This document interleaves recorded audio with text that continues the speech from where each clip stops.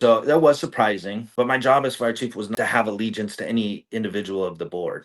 My allegiance was to my firefighters, to the community, to do my job, right? And so, although I was surprised, it didn't affect me. You know what I Hmm. mean? Gotcha. Well, I thought it wouldn't, but there's a reason I'm on the show and talking to you, right? So, At the time, yeah. yeah.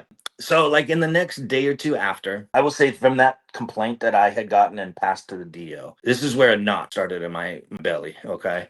And I was like, I don't like this. And then the conversation with the designated election official added to that. There's some anomalies in the voting.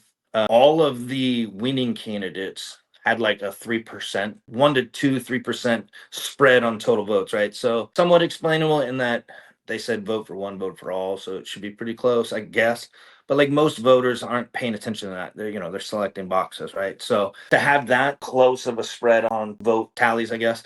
And then it was 3 times as many votes that we had seen in historical votes on that one day, which also can somewhat be explained by contentious elections that draw people out, right? But 3 times the amount, I don't know. So all this is kind of building this knot in my stomach. And a day or two later, I'm in the local grocery store or whatever, and another person comes up and they're like, "Hey, I really want to talk to you about what happened when I went to cast my ballot." And I'm like, "Well, you're not supposed to talk to me about that.